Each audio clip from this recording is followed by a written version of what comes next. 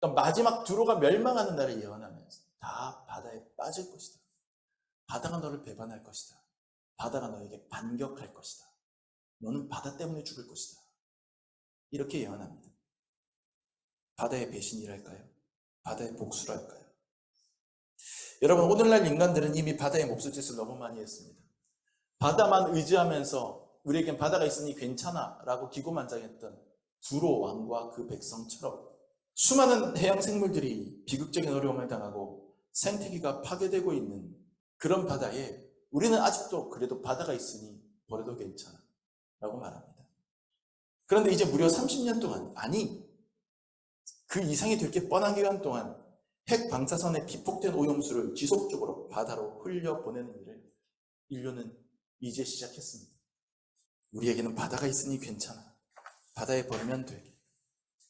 바다가 다 희석시켜 줄 거야. 바다에 버리면 과학적으로 안전하다니까. 하지만 그렇게 믿었던 바다가 우리를 배반하는 날, 우리에게 반격하는 날, 우리에게 역습을 가하는 날, 우리는 바다로 인하여 위기에 빠질 것입니다.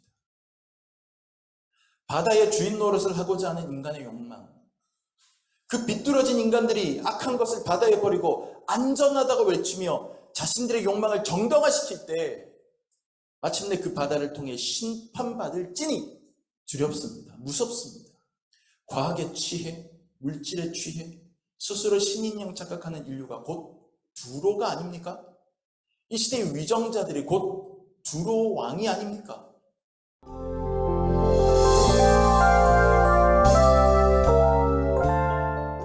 지난주 중에 안타깝게도 일본이 후쿠시마 원전의 오염수를 바다로 방류했죠. 여러분 뉴스 보셨습니까? 제가 제일 답답한 거는 이게 정치 문제처럼 돼버린 겁니다. 아니 이 문제가 어떻게 보수, 진보, 우파, 좌파 편가를 해서 싸울 일입니까? 저는 수긍할 수가 없습니다.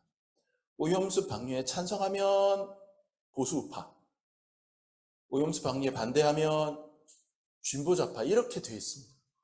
저는 개인적으로 통일 문제나 노동 문제 같은 이슈에 있어서는 중도 좌파적인 성향을 갖고 있는 사람입니다. 분명히. 하지만 저는 낙태나 동성애 문제 같은 데 있어서는 중도 보수적인 입장에 서 있는 사람이에요. 어떤 문제에 있어서는 진보적인 성향을 보이고 어떤 문제에 있어서는 보수적인 성향을 갖고 있습니다. 근데 특정한 이슈에 대해서는 그런 입장을 드러낼 수 있는데 또 어떤 문제에 대해서는 보수냐 진보냐를 가릴 필요가 없는 문제들이 있어요. 내가 어느 쪽 노선에 서 있느냐, 어느 입장에 서 있느냐 자체가 무의미한 이슈들이 있다는 거예요. 그냥 상식선에서 사람된 도리로서, 아니 그것보다 우선해서 한 사람의 그리스도인으로서 신앙의 양심에 따라 가져야 돼. 그냥 이거는 뭘 두 번 생각할 것도 없이 이거 당연한 건데 할 만한 이슈들이 있다는 거예요. 예를 들어서 어려움에 처한 사람을 도와야 한다. 여기에 보수 진보가 있습니까? 여기에 좌파 우파가 있습니까? 이거 가지고 어려운 사람을 도우면 보수, 어려운 사람 돕지 않으면 진보, 뭐 이렇게 갈라집니까? 이 문제는 그런 문제가 아니죠. 그 문제는 위기에 나라가 처했다. 그 나라를 구해야 된다. 여기에 보수 진보가 또 아닙니까? 방법은 아닐 수 있겠죠. 그러나 그 하나의 목표를 가지고 나라를 구해라 라고 하는 데는 그거는 보수 진보가 없는 거예요. 복음을 지키고 교회를 수호해야 한다. 여기에 보수 신학, 진보 신학이 나뉠 수 있습니까? 그냥 그런 구분 자체가 무의미하게 다 같이 같은 마음으로 가야 될 문제들이 분명히 있는 거예요, 이 세상에는. 후쿠시마 오염수 문제가 제 눈에는 그렇게 보입니다. 적어도 제 눈에는. 도대체가 저는 지금도 이해가 안 갑니다.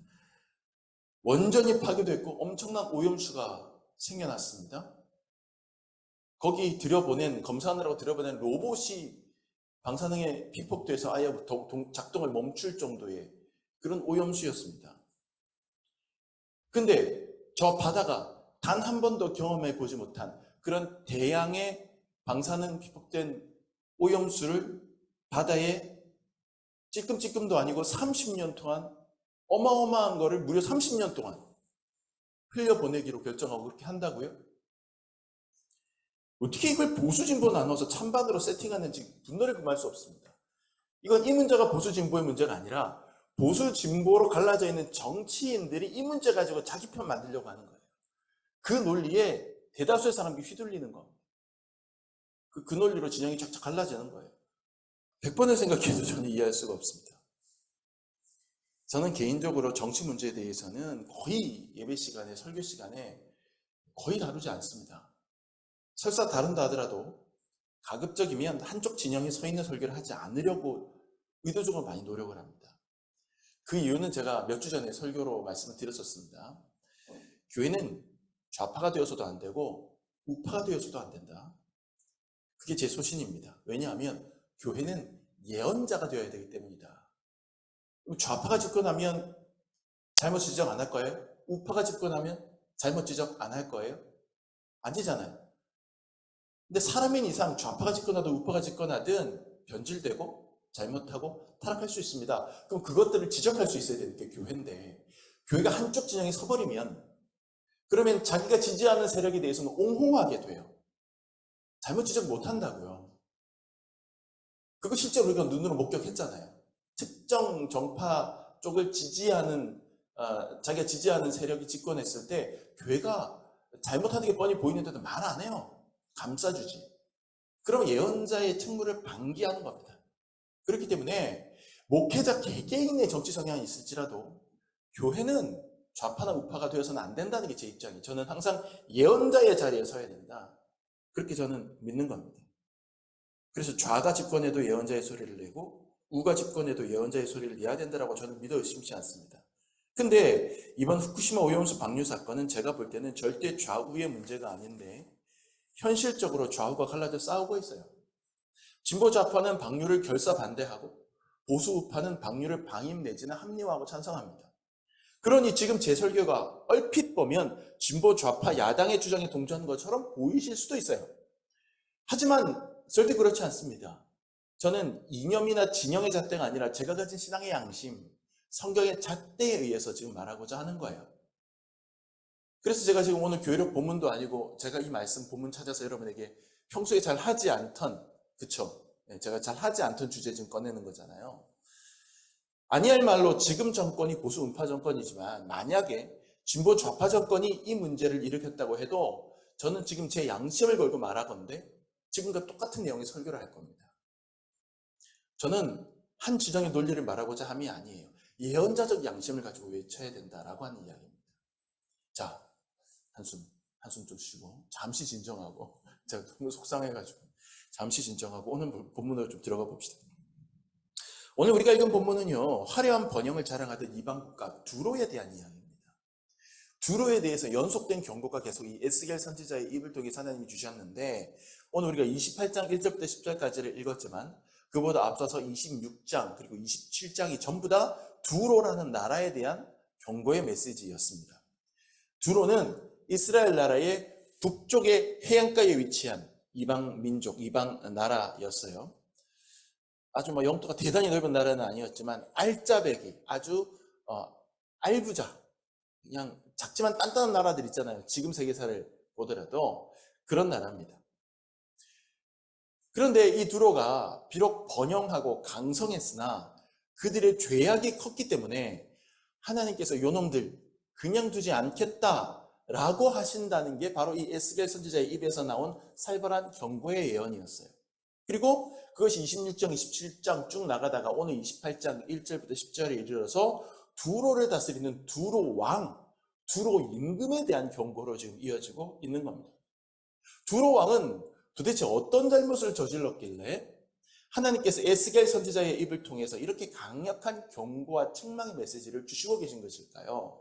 2절 말씀을 읽어보겠습니다.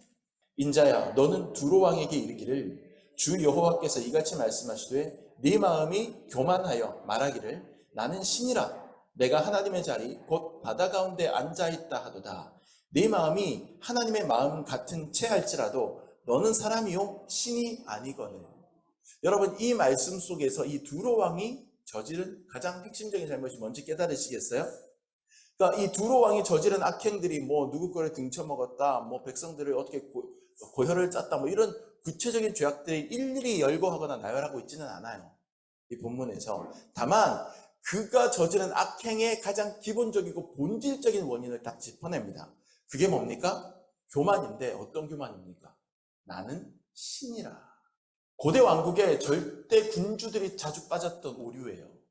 자기들이 힘이 세니까 자기들이 스스로 신 또는 신의 아들로 자처하는 그런 부분들이 동서고금을 막론하고 강력한 국가들의 군주들은 다 그렇게 했던 게 있습니다.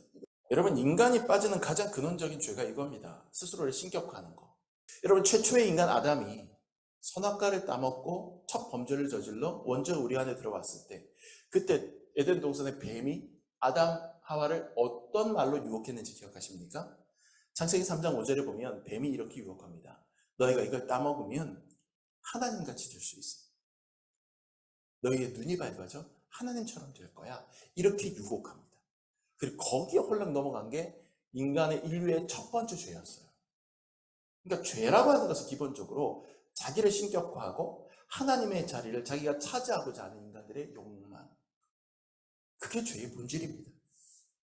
인간이 자기 자리를 모르고 피조물로서의 자기 정체성을 모르고 스스로 신의 자리에 오르려고 하는 것이야말로 가장 근원적이고 가장 큰 죄고 가장 하나님께서 가증히 여기시는 것입니다.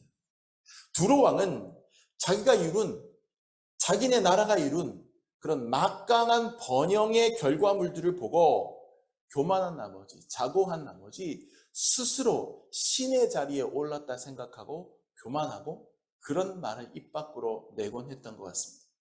하지만 바로 그것이 하나님의 진노를 불러일으킨 겁니다. 그래서 하나님은 에스겔 선지자의 입을 통해서 이렇게 단호하게 말씀하십니다. 9절 말씀 읽어보시죠. 네가 너를 죽이는 자 앞에서도 내가 하나님이라고 말하겠느냐? 너를 치는 자들 앞에서 사람일 뿐이요 신이 아니라. 무슨 얘기냐면 하나님이 장차 다른 나라를 들어서 두로 왕을 치겠다는 거예요. 야, 네가 하나님이다, 스스로 신이다라고 하는데 당장 네 목에 칼들이 되는 그런 사람이 앞에서 오들오들 떨면서도 네가 내가 하나님이 하고 그렇게 너 외칠 수 있겠어? 그렇게 얘기할 수 있어? 과연 너를 죽이는 자 앞에서도 나는 신이라고 말할 수 있겠어? 너는 사람일 뿐이야. 신이 아니야. 사람아, 너는 신이 아니다. 그렇게 명확하게 외치고 있는 겁니다.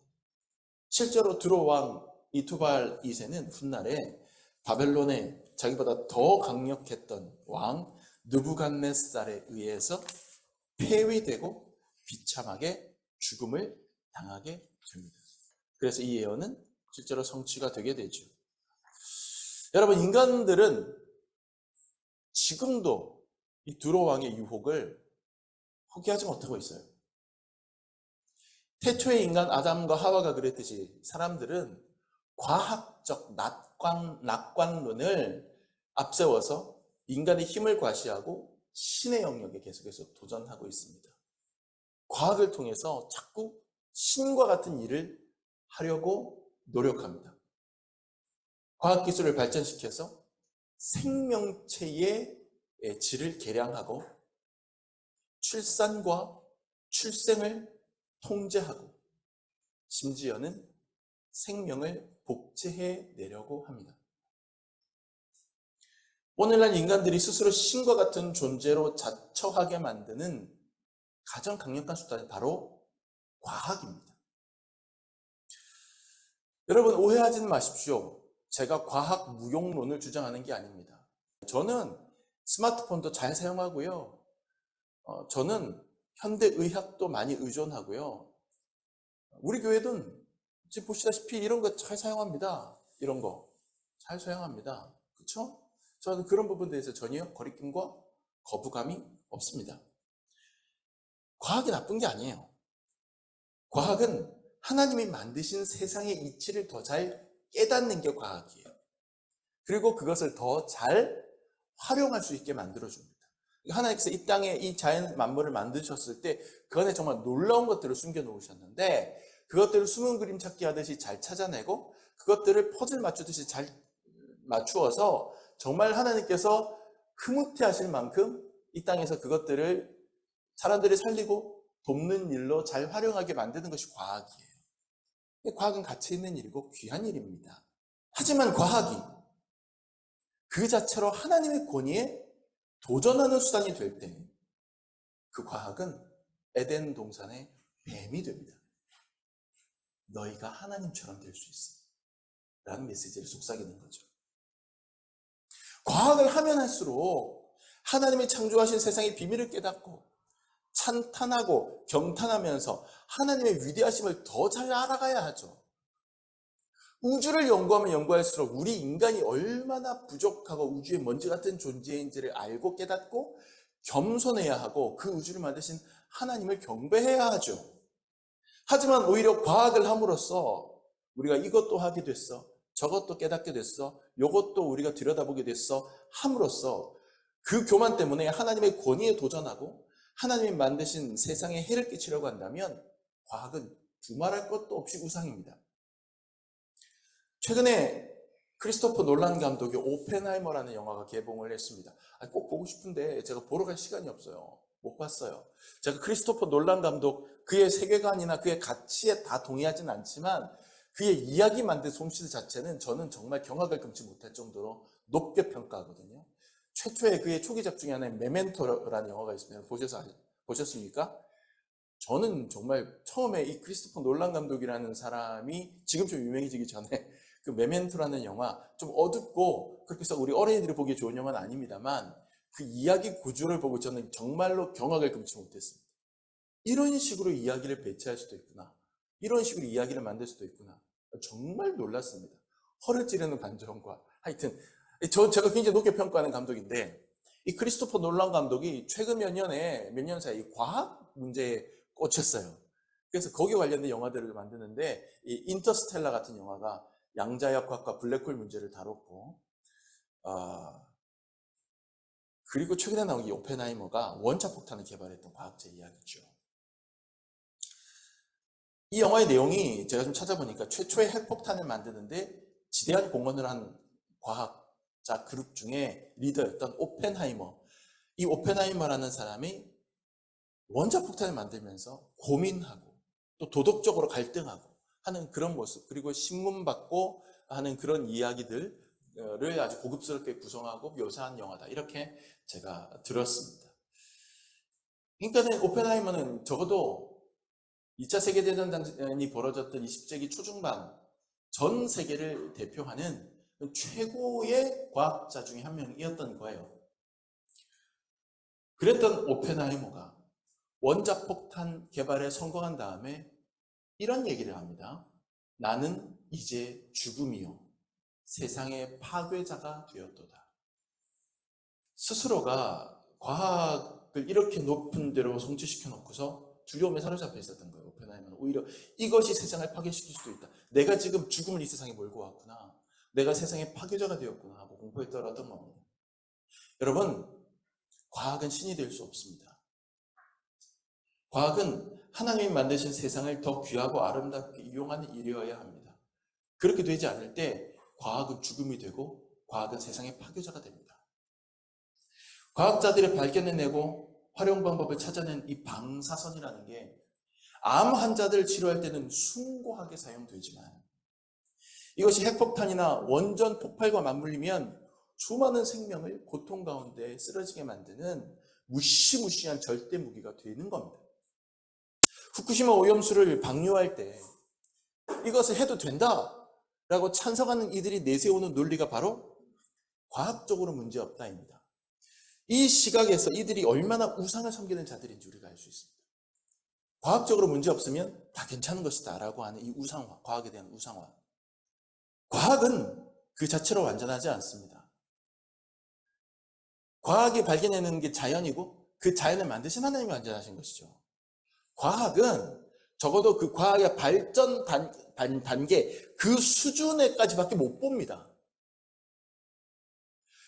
그리고 그 과학자들은 자기네 수준까지만 볼 수 있다는 걸 인정하려고 하지 않아요. 과학의 우상숭배에 빠진 사람들은. 우리가 여기까지 볼 수 있으니 여기가 진리다라고 얘기를 해버린단 말이에요. 근데 그걸 우리가 다 맞는 것처럼 듣고 있어요. 우리도 과학적인 사실이야 이러면 이거는 분명히 틀림없는 사실이야로 받아들이잖아요. 근데 여러분, 과학적인 사실이야가 얼마나 많이 틀렸는지 아십니까? 틀렸었는지 아십니까? 역사적으로. 이게 과학적인 사실이야라고 했는데 몇 년 뒤에 새로운 과학적인 사실이 발견돼요.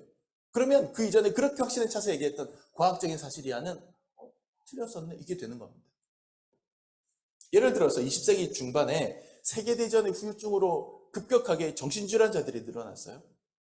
이들을 치료하기 위해서 한때 유행했던 수술이 예전에 제가 한번 말씀드린 기억이 있는데 전두엽 제거 수술이었죠.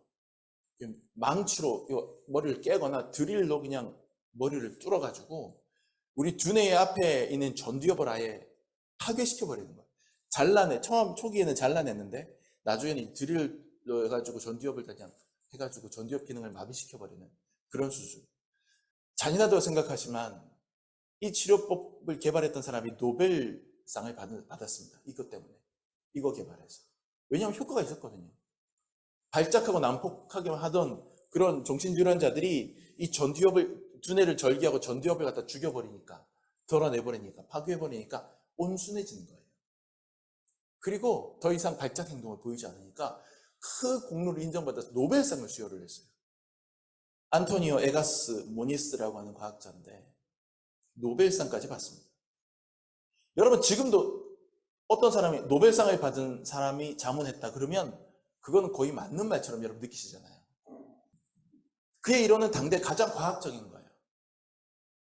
하지만 수십 년이 지난 오늘날 훨씬 더 정신질환자들이 늘어났어도 그의 치료법은 사용되지 않습니다. 단순히 잔인하고 무시무시한 치료법이었기 때문에 사용하지 않을까요? 그게 아니에요. 그의 과학적 발견이 틀렸음이 증명됐기 때문이에요. 많은 환자들이 이 과학적 확신에 따라서 전두엽을 제거하거나 파괴했어요. 실제로 얌전해졌습니다. 이 사람이 치료법을 이어받아서 더 발전시킨 의사의 치료법으로 무려 그 당시에 4만 명 넘는 사람이 치료를 받았대요. 그 중에는 존 F 케네디 대통령의 친누나도 있었습니다. 다 얌전해졌어요. 다 효과가 있었습니다. 문제는 뭐냐? 얌전해졌는데 바보가 되는 거예요. 그냥 바보가 되는 거예요. 감정이 사라지고 멍하게. 그러니까 사고 안 치죠, 당연히. 근데 그것이 우리가 바라는 바입니까? 치료자가 바라는 바였어요? 아닌 거예요. 과학이란 게 이런 겁니다.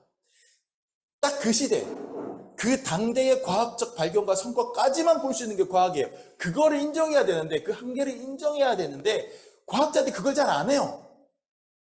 우리가 발견한 게 과학적이라는 말 가지고 그러므로 이것은 오류가 없는 틀림없는 사실이라는 말과 등치시켜버린단 말이에요. 그러니 우리도 과학적이다라는 말을 듣는 순간 그게 곧 진리이며 틀릴 수 없는 진실이라는 말과 동의어로 이해하게 되는 거죠. 그러니까 과학적이지 않은 종교 문제를 수많은 과학자들이 이건 비과학적이야 라는 이유로 믿지 않고 받아들이지 않게 되는 거고, 그 과학적인 계몽주의에 영향을 받은 현대인들 중에 상당수가 종교를 또 그렇게 취급하면서 받아들이지 않는 것이죠. 안타까운 겁니다. 후쿠시마 오염수를 바다에 내보내도 아무 문제가 없다는 것이 과학적인 사실이라고 하는데, 오염수에 포함된 모든 성분들, 소위 말하는 핵종이라고 하는 것들이 60개가 넘는다 그렇게 얘기를 하잖아요. 이것들 하나하나가 다 각각 다 인체에 어떤 영향을 미치는지, 또 그것들을 바닷물에 풀었을 때 어떻게 될지, 또 그것들을 바닷물에 풀되 60몇 개가 한꺼번에 풀렸을 때 어떻게 될지, 그런 부분들에 대해 충분한 과학적 연구가 되어 있다는 얘기인가요? 저는 믿을 수가 없어요. 왜냐하면 그 실험을 해볼 수가 없었을 거 아니에요, 이때까지. 그렇죠. 그러면 그 과학자들이 그 60개 넘는 핵종 하나하나에 대한 최소한 그것들이 가지고 있는 자기들만의 과학적인 성과가 있을 거예요. 거기에 준하여 얘기하는 거예요, 지금. 근데 이것은 한 번도 해보지 않은, 한 번도 가보지 않은 새로운 환경에 노출시키는 거잖아요. 그러면 과학적으로 겸손해야죠. 한 번도 해보지 않은 실험이니까. 그걸 너무 당연하게 과학적인 자신감에 의거하여 과학적으로 문제 없습니다라고 얘기할 때, 물론 그들의 말이 맞을 수는 있지만 제가 볼 때는 매우 과학적으로 우상화의 오류에 접어들어 있는 그런 상황이 아닌가. 그것을 정치화, 정쟁화, 정치 쟁점화하기 위해서 그런 식으로 활용하고 있는 게 아니고 그런 생각을 하게 됩니다. 단지 현재 상태의 과학적 수준에 근거하여 문제없다고 해버리면 나중에 새로운 과학적 발견이 되었을 때 그 책임을 어떻게 질 겁니까?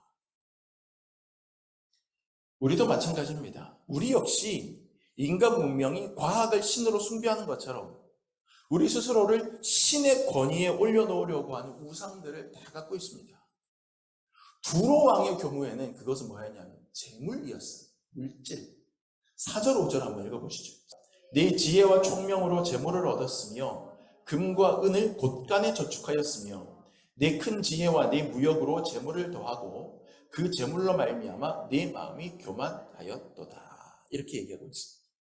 두로라고 하는 나라, 제가 아까 알부자라는 얘기를 잠깐 했는데요. 어마어마한 대제국을 건설하지는 않았지만 아주 부유한 나라였습니다. 무역을 통해서, 해상무역을 통해서 막대한 부를 축적하고 금과 은을 지금 오늘 본문에 보니까 곳간에 쌓았다 이렇게 얘기했어요. 돈이면 안 되는 일 없다라고 하는 의식, 동서고금을 통틀어 통용되는 법칙 중에 하나잖아요. 그러니 두로 왕은 넘쳐나는 재물을 우상으로 삼았고 그로 인해서 스스로 신이라도 되냐 거들먹거리며 아니 스스로 신으로 믿으면서 외치면서 살아갔습니다. 하지만 여러분 돈은 돌고 돌아 돈이잖아요. 돈은 늘 주인이 바뀝니다. 두로의 곳간이 영원히 두로의 것이었느냐? 아니에요. 아수르도 바벨론도 페르시아도 알렉산더 대왕의 마케도니아 제국도 심지어 로마 제국도 다 부유했지만 다 망하고 그 곳간 열쇠 다 다른 주인 찾아갔습니다. 그들의 엄청난 부는 다른 나라 다른 종족에게 넘어갔고 그 부가 그들을 온전히 지켜주지 못했습니다. 여러분 모두 다 많은 돈을 벌고 싶으실 거예요. 돈 많이 벌고 싶으시죠? 감출 필요 없어요. 숨을 필요 없습니다. 아까 제가 말씀드렸잖아요. 과학이 나쁜 것이 아니듯 돈도 나쁜 게 아닙니다. 과학이 우상화될 때 그것이 나쁜 것이지. 돈이 우상화되지 않는다면 돈은 좋은 겁니다. 여러분 물질은 좋은 겁니다. 그 죄악시할 필요는 없어요. 저도 개척교회에서 영세한 카페 운영하면서 늘 돈에 쪼들리면서 살아갑니다. 돈 많이 벌고 싶습니다. 돈 많으면 좋습니다. 애들 학원이라도 좀 더 보내주고 지방대 갈 거 그래도 인서울 보낼 수 있고 이런 생각 저도 합니다. 똑같이 합니다. 돈 좋죠. 하지만 여러분 돈을 하나님처럼 여기고 살라고 하면 저는 그렇게는 못하겠습니다. 그렇게 살아서는 안 됩니다. 돈이 우리를 구원으로 인도하지 않습니다. 돈이 우리를 사랑하게 만들지도 않습니다. 돈이 우리를 참 행복으로 이끌어 주지도 못합니다. 제가 개척교회를 하면서요, 늘 돈에 쪼들리고 살지만 그 쪼들리는 돈 때문에 오히려 은혜를 경험합니다. 늘 결핍돼 있으니 그 결핍을 채워달라고 하나님께 기도하고 그것을 채워주신 하나님의 은혜를 경험합니다. 제가 넘치도록 돈을 벌어서 돈 때문에 은혜를 경험하지 않습니다. 꼭 필요할 때 하나님께서 정말 놀라운 섭리로 어디선가 돈을 보내주시는 경험을 하게 하시거든요. 그것 때문에 은혜롭습니다. 근데 정말 희한하죠. 하나님께서는 이 세상을 살아가면서 좀 특별하게 이렇게 저처럼 저 같은 사람 이렇게 관리하시는 그런 특별하신 방식이 있는 것 같아요. 리스트를 작성해 놓은 게 아닌가. 얘들은 꼭 이런 식으로 관리해야 된다 하고 리스트를 작성해 놓은 게 천국에 있지 않을까 제가 의심이 들 정도로 저 같은 사람에게는 어떻게 하시느냐.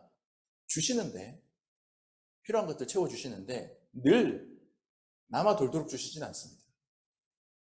딱 필요한 만큼만 주실 때는 나이스. 대부분은 약간 모자랄 정도로 아쉬울 정도로 주십니다. 그래서 넘치는 돈에 제가 하나님보다 더 의존하지 않도록 오히려 부족한 돈 때문에 하나님 붙잡고 기도하도록 하나님은 그렇게 인도하십니다. 예수님께서 재물에 대해서 이야기하시는 내용들이 복음서에 나오는데 그 중에 어느 한 부분을 복음서에서 원어로 찾아보면 헬라어 원어로 맘몬이라는 단어를 사용하거든요. 맘몬. 이게 이제 번역할 때 재물, 이라고 하는 말로 번역이 되는 단어인데, 동시에 중의적으로 그 당시에 당대의 사람들이 섬겼던 우상의 이름이기도 했습니다. 만몬 신이 있었어요.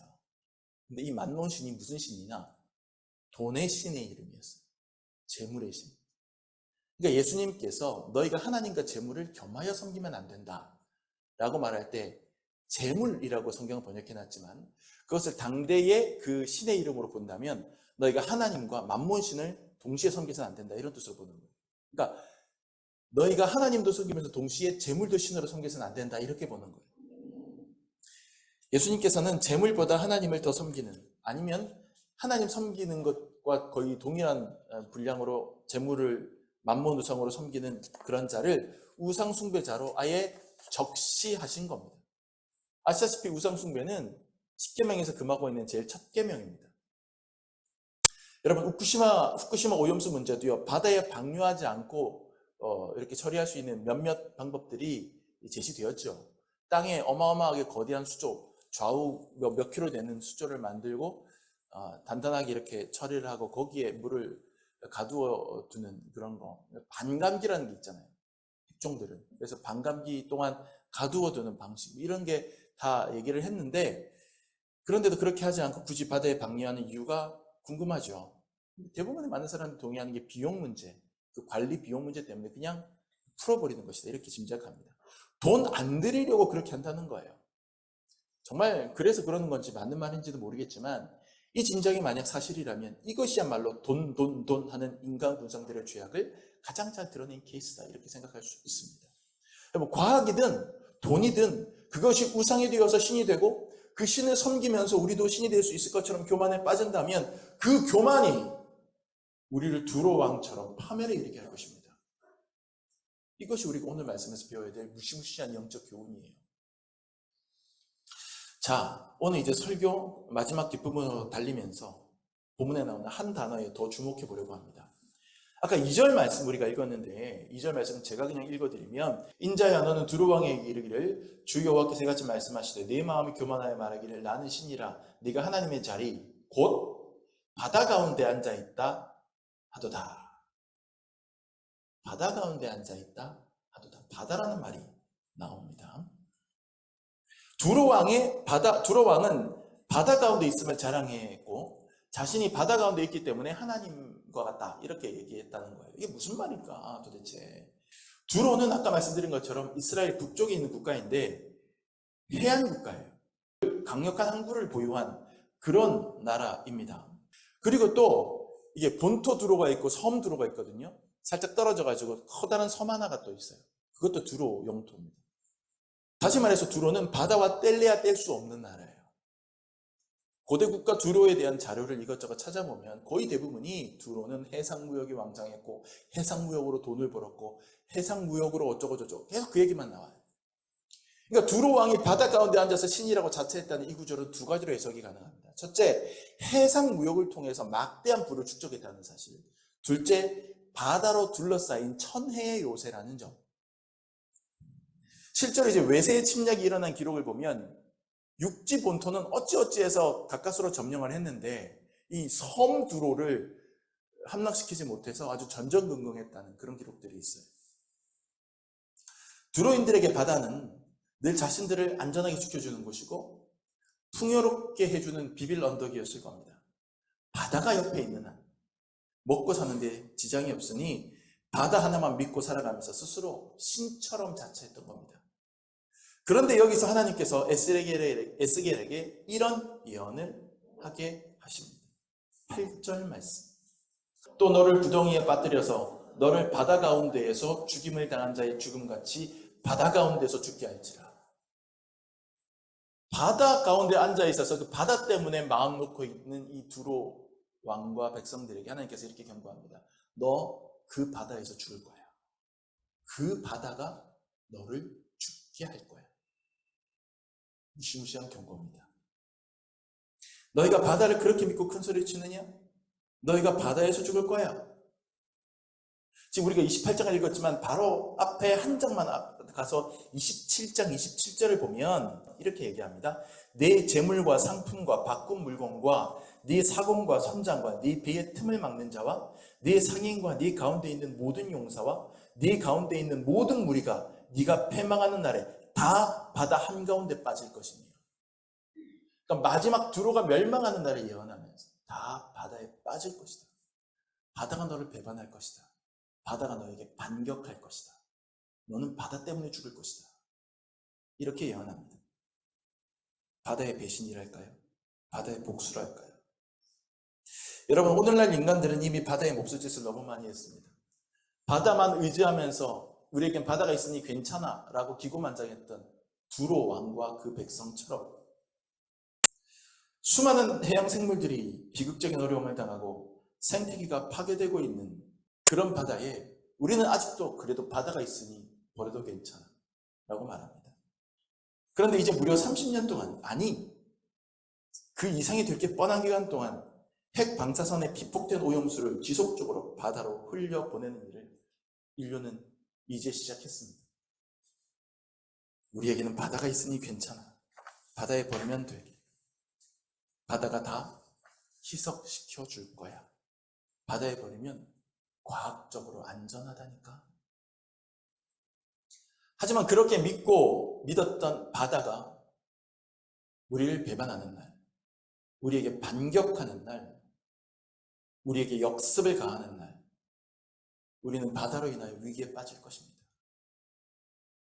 바다의 주인 노릇을 하고자 하는 인간의 욕망, 그 비뚤어진 인간들이 악한 것을 바다에 버리고 안전하다고 외치며 자신들의 욕망을 정당화시킬 때 마침내 그 바다를 통해 심판받을지니 두렵습니다. 무섭습니다. 과학에 취해, 물질에 취해 스스로 신인형 착각하는 인류가 곧 두로가 아닙니까? 이 시대의 위정자들이 곧 두로 왕이 아닙니까? 여러분, 생각보다 교회들의 예언자적인 목소리가 많이 들리지 않아서 제가 굉장히 속상하고 수치스럽습니다. 아니, 이렇게 목소리 안 낼 교회, 교단, 기구들이 아니잖아요. 뭔 일만 있으면 성명서 그렇게 득달같이 내더니 이 일이 이렇게 작게 넘어갈 문제입니까? 어째서 교회는 다른 이슈들처럼 적극적으로 하나의 목소리를 내지 못합니까? 행여 교회가 특정한 하나의 정파를 지지하기 때문입니까? 아쉬운 대로 저는 어제 기독교 환경운동연대라는 단체에서 진행하는 한국교회 기독교 후쿠시마 방사능 오염수 해양 투기 규탄 성명서라고 하는 긴 제목의 프로그램에 우리 나무십자가 교회 이름으로 이름을 올렸습니다. 교단 차원의 대응이 나오기를 바랐는데 어찌된 일인지 별다른 공문 한 장 날라오는 게 없고 소식 한 장 오는 게 없습니다. 뭐 이런 거 사인 하나 하는 게 무슨 효과가 있을까 싶은 생각 저도 합니다. 그럼에도 불구하고 신앙에 대한 양심으로 최소한 침묵은 하고 있지 말아야 될 거 아닙니까? 이 세상은 하나님이 만드셨습니다. 하나님이 우리에게 잘 관리하라고, 더불어서 같이 잘 살아가보라고 만들어주신 것입니다. 우리가 그 책임을 방기하고 이렇게 막 나간다면 하나님은 두로를 심판하셨듯이 우리를 심판하실 겁니다. 스스로 신이 된 양, 기고만장하고 자연을 소유물처럼 좌지우지하려는 인간들에게 오늘 성경은 말합니다. 사람아, 너는 신이 아니다. 이 말을 가슴에 새기면서 겸손하게 살아가는 저와 여러분이 되시기를 간절히 축원합니다. 기도합시다. 하나님, 부디 구하오니 우리 인간들의 죄를 용서하여 주시옵소서. 인간들의 교만과 이 우상 숭배하는 마음을 불쌍히 여겨 주시옵소서. 구하오니 주님, 다시 한번 참아주시고 또 한번 기회를 주사 저를 하여금 회개할 수 있게 하여 주옵시고 돌이킬 수 있게 하여 주옵소서. 우리 구주 예수 그리스도의 이름으로 기도하옵나이다. 아멘.